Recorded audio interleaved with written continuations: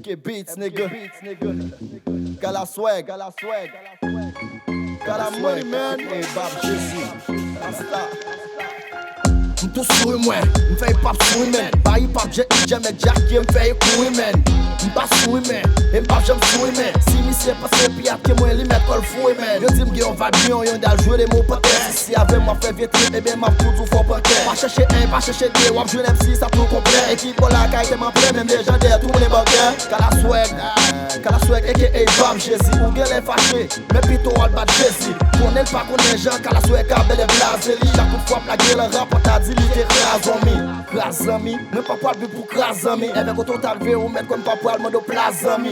Klazami, wapwe mnon bon plazami. Voye jo gade wapwe jan god la fou fem plazami. Depi ki lem te debite le rap. Lot la di se l prezident ou mse depite le rap. Ge sa kati yo pa pet road may depi ote le rap. Ou met kon wafwe ou go fote pou mette e le rap. Ou e rap, men pa pal vi se mwen pi fo la dem. Ge intosyon si apre di sa verite mak nef la dem. Glek pa mwen se kalamande, gade ki jem pye fone. MK ban mon ti bi gade ki jan mwen a fone. Parce que m'dare, en plus pas smiley. Dos gap me fò pi oui, passe même bon malé.